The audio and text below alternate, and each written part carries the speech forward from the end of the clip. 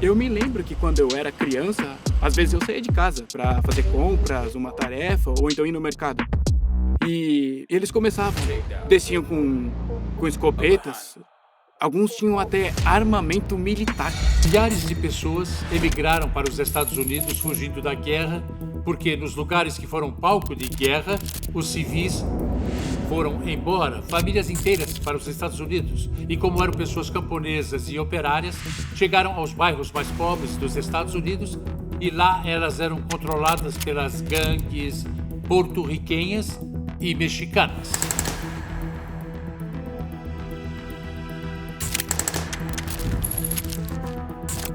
Os salvadorenhos chegaram aos Estados Unidos e naquele país encontraram um cenário no qual nem sempre estavam bem-vindos. Haviam outras gangues nos territórios onde eles estavam.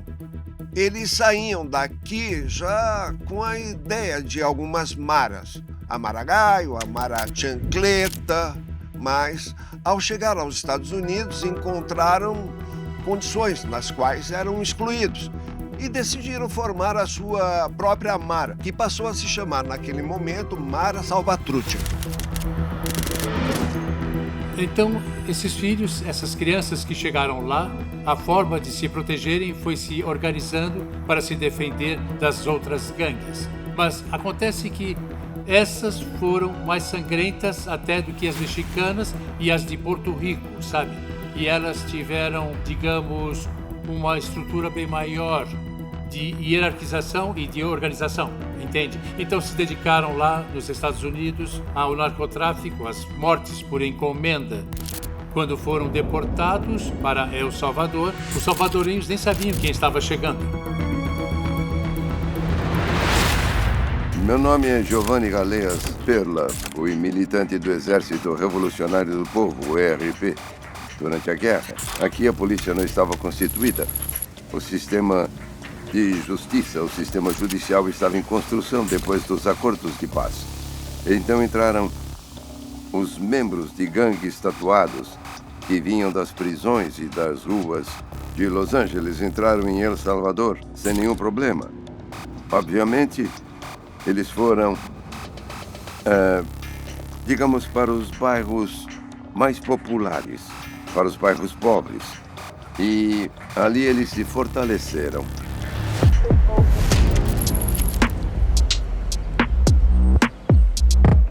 Já depois dos anos 90, as coisas mudaram de uma forma muito drástica, sabe? Lembro que naquela época começaram a impor limites para as pessoas que moravam aqui. Eu não podia ir a outras colônias. Aqui tinha uma gangue que se chamava Mara Máquina. Então era uma guerra contra toda a cidade. E com isso, às vezes os jovens ficavam presos aqui. Eu me lembro que quando eu era criança, às vezes eu saía de casa para fazer compras, uma tarefa ou então ir no mercado. E eles começavam, desciam com escopetas, alguns tinham até armamento militar.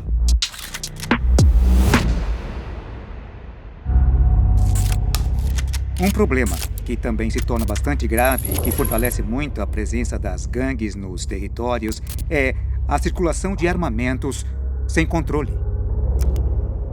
E também o movimento de grupos de narcotraficantes que estava acontecendo nos territórios do nosso país, porque El Salvador serviu como rota de tráfico de drogas e tráfico de pessoas também.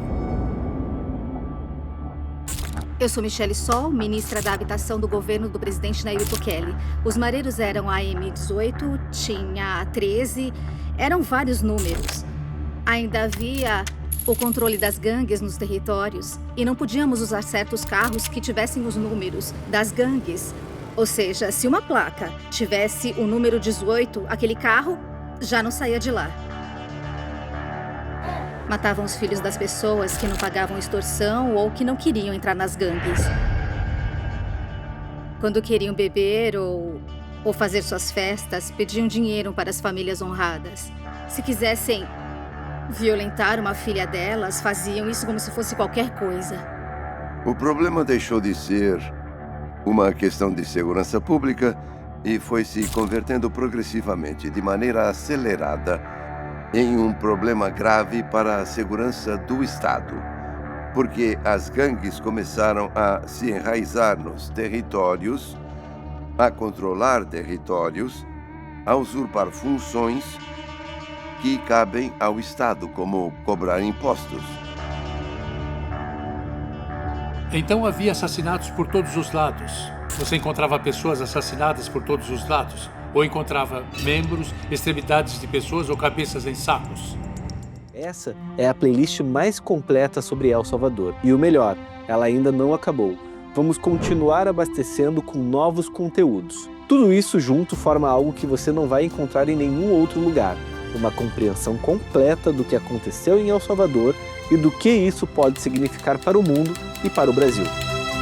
Esta produção foi realizada sem um centavo de dinheiro público, como todas as nossas produções até hoje. Cada minuto filmado, cada passo que demos para produzir El Salvador foi financiado pelos membros da Brasil Paralelo. Eu, Luciana, financio o Brasil Paralelo. Eu financio o Brasil Paralelo. Sem eles, nossa equipe não teria embarcado para a América Central, não teria entrado no Secote, não teria trazido até você gratuitamente uma produção desse nível.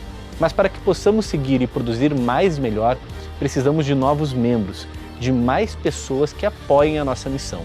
É por isso que precisamos de você agora.